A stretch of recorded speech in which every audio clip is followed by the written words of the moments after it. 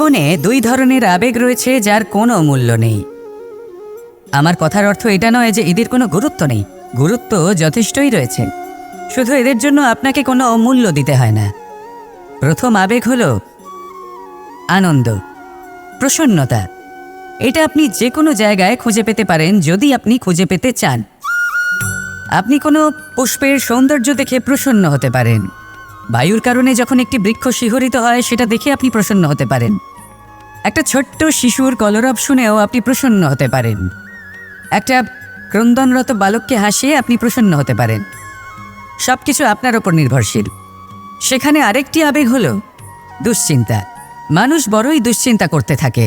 আজ আমি এই কাজ করেছি, সেই বিষয়ে চিন্তা। আজ আমি এই কাজ করতে পারিনি, সেই বিষয়ে চিন্তা। কাল আমাকে এই কাজ করতে হবে, সেই নিয়ে চিন্তা। আমি কি সেই কাজটা করতে পারবো, সেই বিষয়েও দুশ্চিন্তা। চিন্তা সর্বত্র রয়েছে, যার জন্য মূল্য দিতে হয় না। যত চান আপনি একত্রিত করতে পারেন। একটা গুরুত্বপূর্ণ কথা মনে রাখবেন, প্রসন্নতা জীবনের একটা নতুন সূত্রপাত। সেখানে দুশ্চিন্তা হলো জীবনের চিতার সমান। এবার এই দুটি আবেগ হলো মূল্যহীন, দুটোই আপনার সামনে আছে।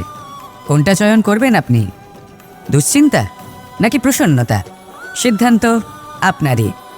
আসুন আর আমার সাথে ভালোবেসে বলুন রাধা রাধা।